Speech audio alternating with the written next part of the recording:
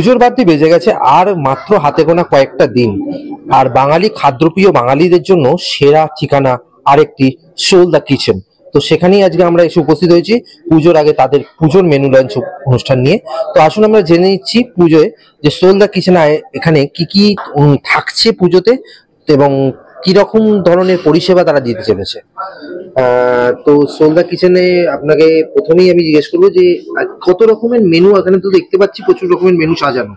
তো এবছর পুজো আমাদের টোটাল 47 রকমের মেনু আছে। 47 পুরোটাই বাঙালি মেনু এবং বাঙালি ঘরানার খানায় খাবার দাবার আমরা এবছর পুজোয় রেখেছি। তার মধ্যে কিরকম কি কি থাকছে? যেমন ধরুন আমাদের স্টার্টারে আছে ডিমের টেবিল, চিকেন টিক্কা, ফিশ পপকর্ন, গন্ধরাজ ফিশ পপকর্ন, মোচার চপ, ভেজ কাটলেট। এবার আমাদের নন ভেজের মধ্যে আছে পার্সে সর্ষে, মাটন কষা,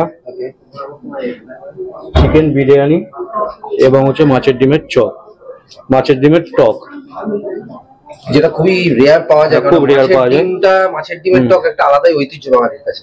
এবার বাঙালি ভেজের মধ্যে আছে ধরুন ডাল, আলু পোস্ত, চচ্চড়ি, শুক্তো এবং এছাড়া আমাদের 4-5 রকমের চাটনি আছে, পাঁপড় আছে, আমাদের 5 রকমের ডেজার্ট আছে। আচ্ছা, অষ্টমীর ভোগের ক্ষেত্রে সেখানে কি লুচি বা এরকম কিছু ব্যবস্থা? লুচি এবং রাধা বল্লভী আছে সাথে।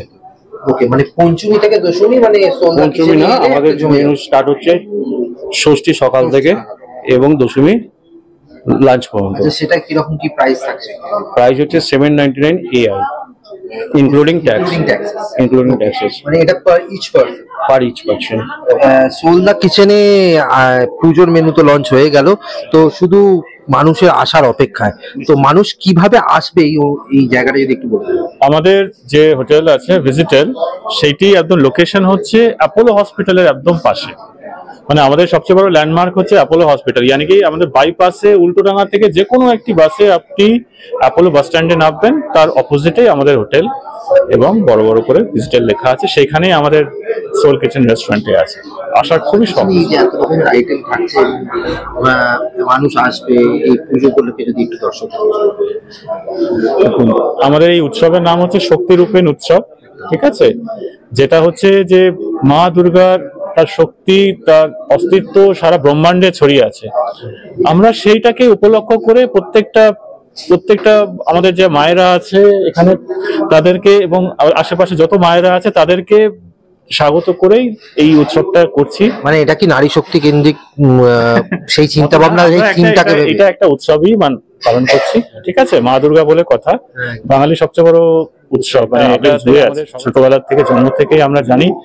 এবং আমাদের কাছে এই উৎসবটা, বা আমরা উৎসবই এই জন্য বলি কারণ ভিজিটরের জন্য, দেখুন আমরা হোটেল হলেও কিন্তু আমরা এটাকে একটা না মনে করি একটা বাড়ির পুজোর মতো করে করি। এখানে প্রত্যেকটা স্টাফ যারা যতজন আছে সবাই একটা বড় পরিবার এবং সবাই তার কাজকর্ম রেখে এই পুজোতে সবাই থাকে। তারা সারাদিন কাজকর্ম, মানে তারা সারাদিন হোটেলে থেকে আমাদের সবাই মিলে এই জায়গাটাকে, সবাই প্রত্যেকটা যারা গেস্ট আসছে, অতিথি আসছে, তাদের জন্য দেখাশোনা করছে এবং সবাই খুব মাতিয়ে থাকে এবং সবাই খুব ইনভলভ থাকে। আমরা চাই সেরকম একটা এনভায়রনমেন্ট তৈরি করেছে এখানে স্টাফদের জন্য এবং আমরা চাই যে প্রত্যেকটা গেস্ট আসুক।